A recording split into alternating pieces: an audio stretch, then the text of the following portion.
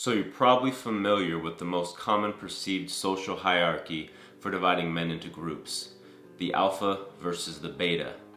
More recently, we might include the sigma or the introverted alpha. Unfortunately, what we have is an issue of men getting confused as to what an alpha male actually is. And this is important because a lot of men care about the status and they want to be considered as alphas. Most commonly, I would say alphas are seen as big, strong, powerful, dominating, in control, often good looking, and they carry a strong presence. For example, just stand in any crowd and you'll notice the different men who carry a different energy and a presence. And if we're honest, I would say that we see these men everywhere. So, this begs the question, what does a real alpha look like?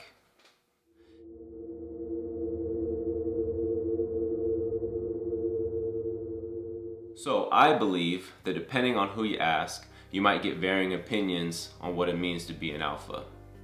Nowadays, with the magic of YouTube, you can find some thoughtful and modern takes on what it means to be an alpha male. And this is a good thing, because we are competing with an age-old narrative. Although, here's the thing, is this really what we should be trying to understand? In the scientific community, some would suggest that these hierarchies do not actually exist. Andrew Kirby, a YouTuber that I particularly enjoy, has a very well done video on the topic, and I'll link it below. Now, what I offer is that the masculine exists on a spectrum of two extremes, the superior and the weak. At any point, the masculine exists somewhere on this spectrum. And the more grounded you are in your masculine essence, the higher you are on the spectrum. And this naturally makes this a practice and not a constant. Lastly, it's in pressure situations is where you will discover your underdeveloped areas of your own masculine. And this is the first thing that you want to notice. Now, for the sake of this video, I will be referring to the masculine as the masculine man, this being the most common form of masculinity that many of us identify with. This holds the understanding that when it comes to masculine and feminine polarity, the gender or sexual preference does not actually matter. So, with all that said, the true question now becomes, what does a superior man look like? Now, before I attempt to answer that question, I do want to call out one of my favorite books. It's from this book I've pulled much of the context of my beliefs from. It's called The Way of the Superior Man by David Deida. This is the quintessential book that describes in detail what it means to be a superior man. For many years on my own journey of personal growth and what I like to call transformation, this book was my Bible. I had lists and quotes taped to the walls of my kitchen, and I would refer to these lists every single day. And it was these practices that helped shape who I am today. So in addition, I also want to introduce one more book, and that's called The Masculine in Relationship by G.S. Youngblood. A profound read that I highly recommend to any masculine. Youngblood himself mentions Daida's work being one of his own inspirations for his book. And in his book, he builds upon the context offered in The Way of the Superior Man to create his own philosophy. So again, I ask, what does a superior man look like? And with that question in mind, I'm going to break down 7 traits of a superior man. Number 1, a strong masculine core. This is what we call the foundation of what it means to be a superior man. One who is grounded in his masculine core. Youngblood evolved the idea of the masculine core in his book, and he says it best. You've probably experienced men who have developed their masculine core. They exude a certain energy, have a strong presence, and seem to be in control of their lives. It may be hard to pinpoint the specifics, but there's something in the way they move, talk, interact, make eye contact, and respond. People listen when they speak. Their partners adore rather than berate them. Women and men alike are drawn to them and follow their lead.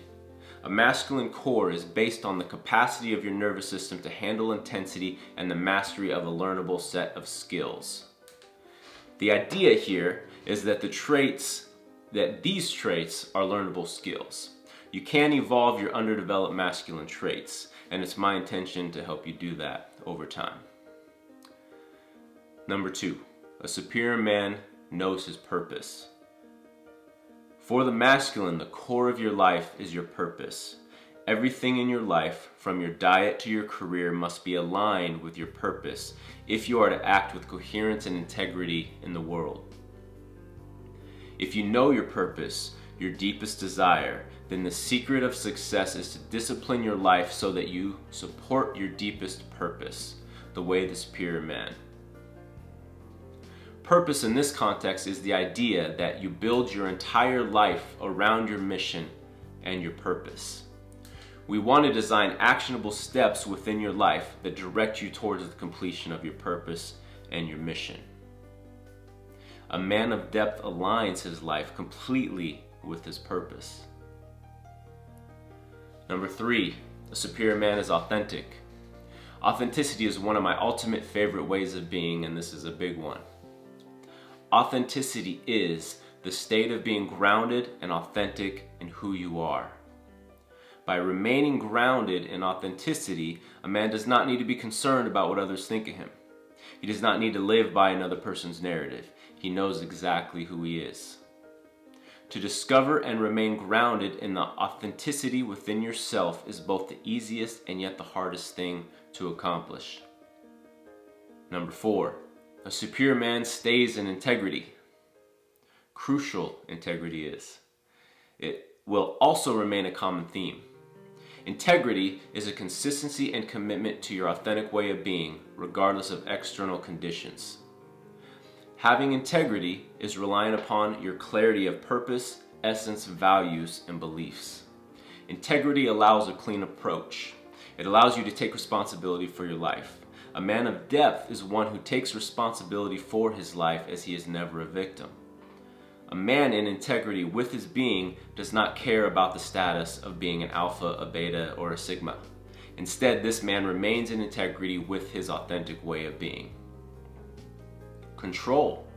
Control is often a commonly confused trait among alphas. It is through integrity that we can learn true control.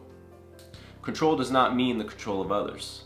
Control does not mean to be dominating. True control is remaining in your integrity and being unmoved by challenges. Now, it's important to point out that you will not necessarily be in integrity 100% of the time. You will naturally find yourself being out of integrity. The beauty is that you can always choose to return because it is a choice.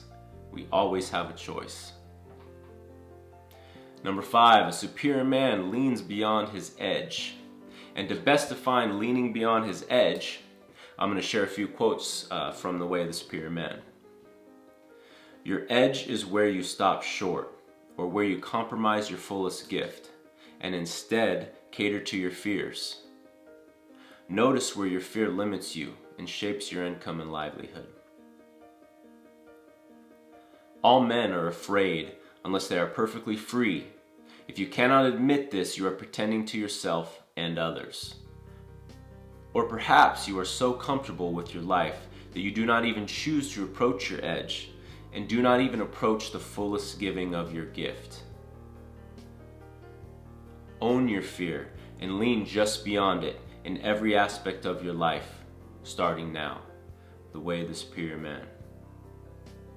Number 6, a superior man tries hard things. Epicurus said, you don't develop courage by being happy in your relationships every day. You develop it by surviving difficult times and challenging adversity. A man of depth challenges himself in an effort to grow and evolve. Friedrich Nietzsche said, to evolve, we must sometimes destroy ourselves in some way. So, what are you currently doing to challenge yourself and evolve? Number 7, developed inner self. A man of depth works to develop his inner self. He looks within. He does not hide. As Youngblood describes, you cannot fake masculinity, nor will you become more masculine by copying behaviors. Instead, it is your inner self that you must develop. It is your inner core that manifests outwardly through masculine behaviors or not. The core of the idea is to develop our inner self is a very simple one. We're simply on a journey to remember ourselves. One of my favorite quotes is that we are either growing or we are dying. We do not stay the same. And with that thought, to be superior is a practice and a commitment. The question is, are you committed to the things that you say are important? Now, you might be wondering, how do we begin to develop these underdeveloped qualities? Well, you simply have to start your journey. The first step is to reflect and begin to look within. Where are the areas that you notice you are weak? Do you often react rather than choose? Do you notice yourself seeking approval? In what areas is fear holding you back? Where are you playing it safe rather than living beyond your edge? Now, fortunately, if you stick around long enough, my intention is to help you answer those questions and grow. And then maybe you won't have to learn the hard way like I had to. So, if you enjoyed the video, please hit thumbs up, give me a like. My hope is for my content to gain traction, and YouTube just might begin to push it out to more people. And if you would like to receive notifications when I do release new content, please hit subscribe. And with that said, live on purpose. I'll see you next time.